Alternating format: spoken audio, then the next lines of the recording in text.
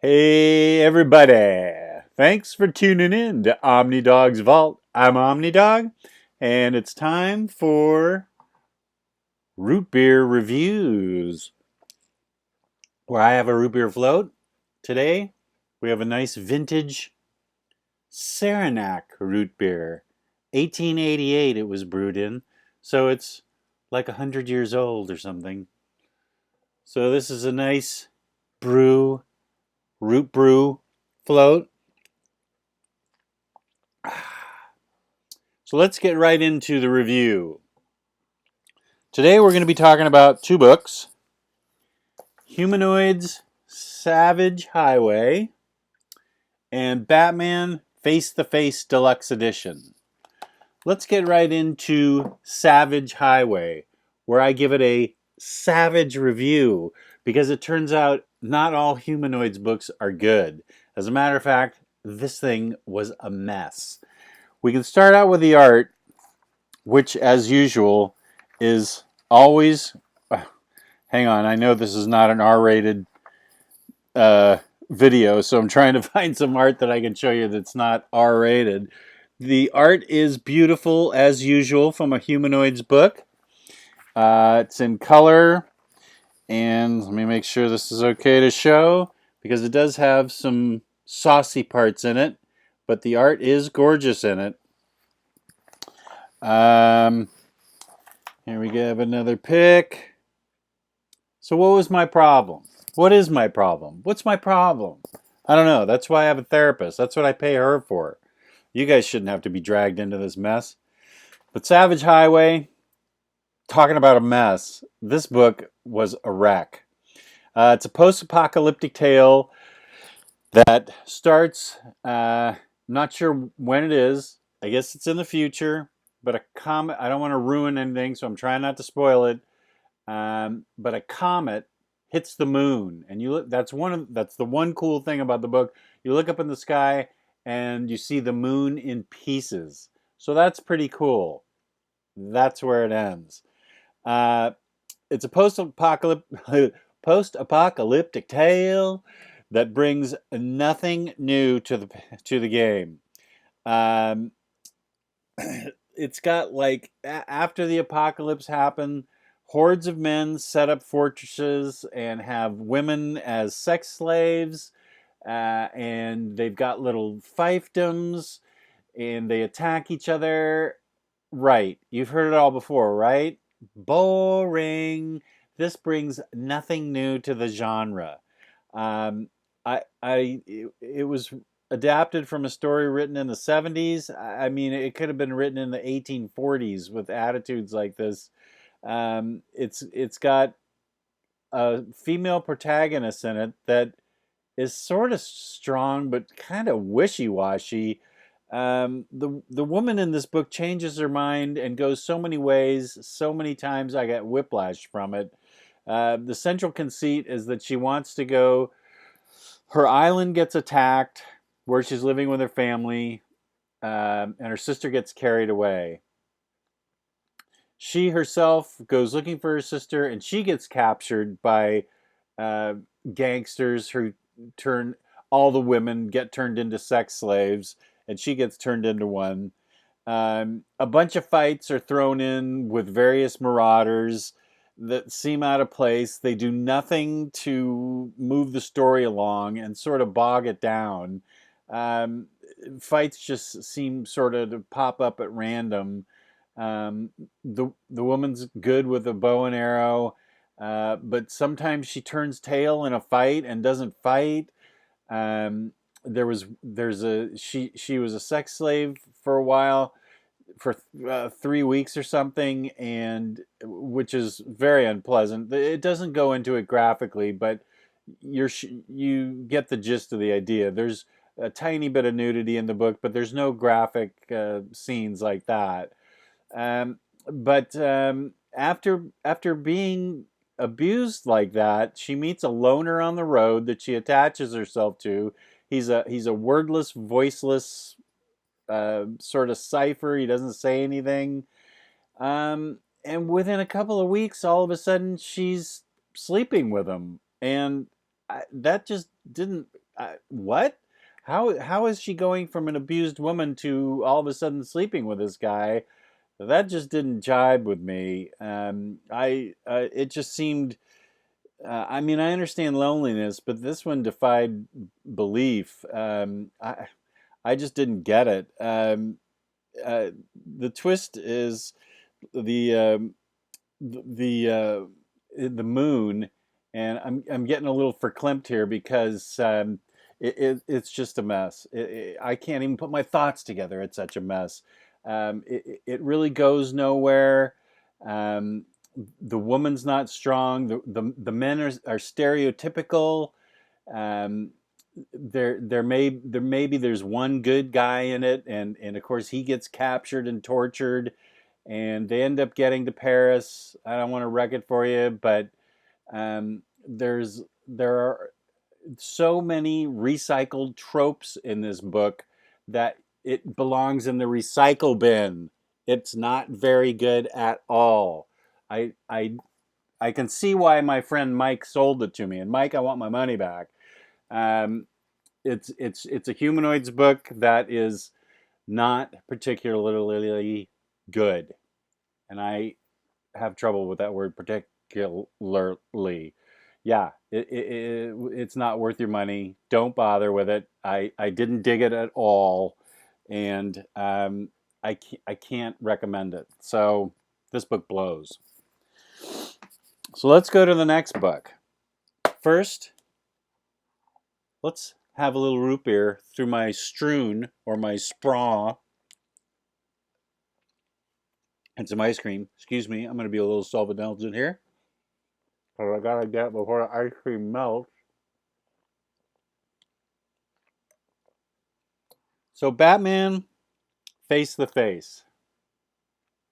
Deluxe edition, oversized, very nice, with really nice artwork. I enjoyed the artwork in this book. It's pretty straightforward artwork. Here they deal with the lovely Poison Ivy. And this book was written by James Robinson, who is a fabulous writer. Love him. This artwork is by Don Kramer, who is a name I was not familiar with, but it's very pretty, very nice colors. Colors pop right off the page, so it's done really well as far as the art goes. Now, here's the thing with this book.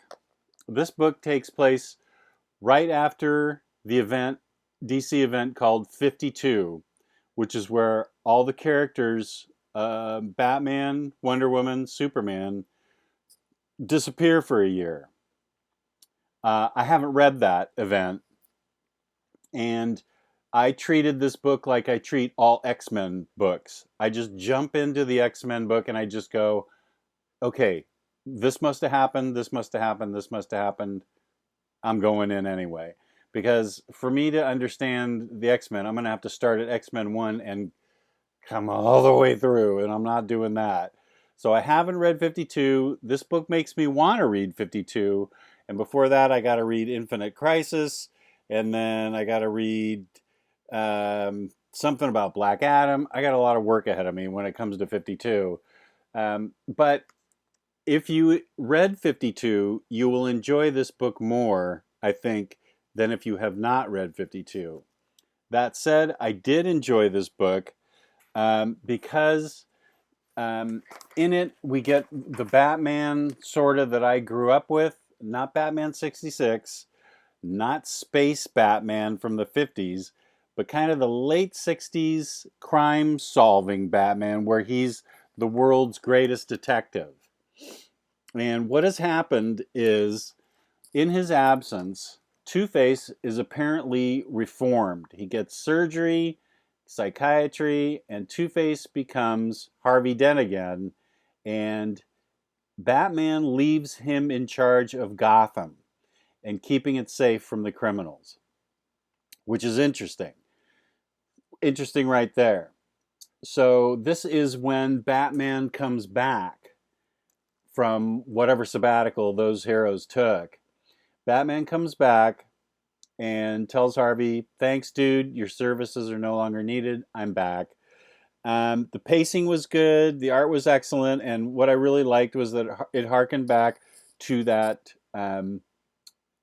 world's greatest detective that Batman was considered. There's a lot of crime solving and mystery solving in this book, which I thought was good. So I just jumped into this, and it turns out that somebody is murdering Gotham's some of Gotham's B-list criminals.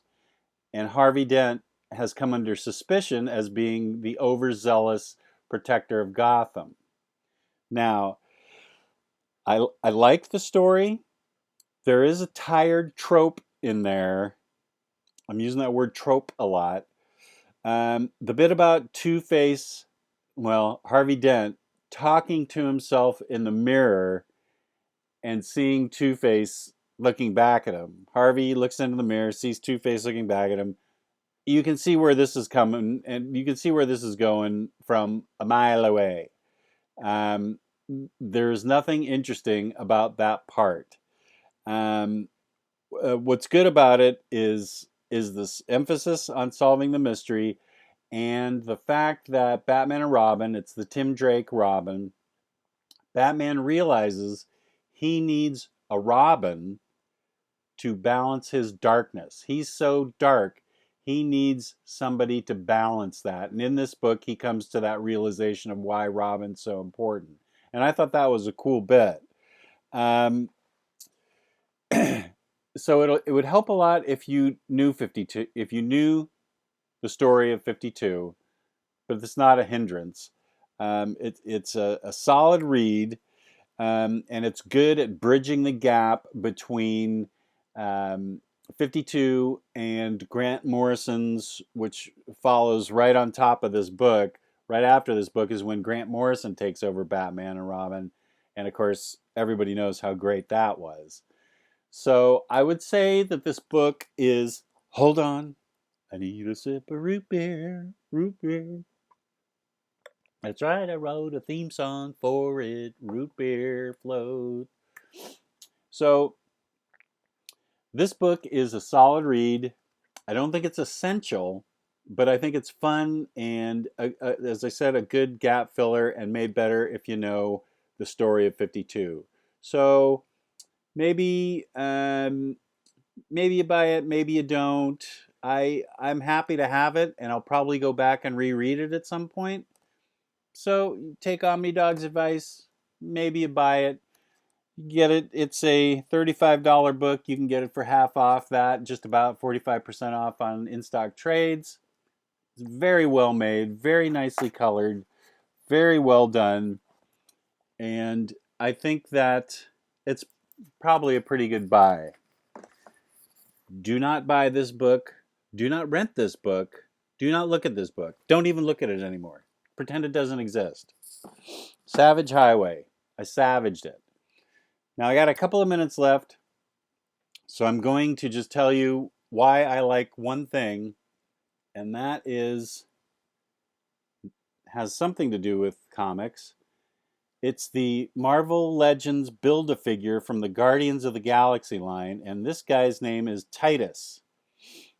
And you can see Titus here. He's very well made. He's built as a Build-A-Figure. All the parts came in separate boxes with all the other legends from the Guardians of the Galaxy run. And why do I like this so well? Because it was easy to put together. I put together Warlock from the X-Men run. The parts, I got to get out a hair dryer to make some of the parts fit. They just don't pop in. This dude popped right in. He's solidly built. And quite frankly, I'll be honest with you, I don't even know who the heck he is. Don't bother putting in comments below who he is. I'm going to Google it right after this. I'm sure he's some tiger faced, gun arm owning villain or something, but that's kind of secondary to my point is that he was easy to put together and he's fun. He stands on his own and he looks good on a shelf because he's got like some tiger bomb right here in his hand that actually stays in his hand, unlike hobgoblins or green goblin or any goblins, little orange pumpkin bombs that never stay in their hand. So there's a mini rant, but I dig Titus. I'll look up who he is. I'll find out what stories he's in. I'll read about it. I don't know everything. I don't know anything. I just pretend to know a little bit about something. So those are my root beer float reviews for today. Thank you for tuning in. I hope you learned something. And if you didn't, I'll have another one up for you tomorrow. And maybe you learned something from that. Talk to you later. Peace and love.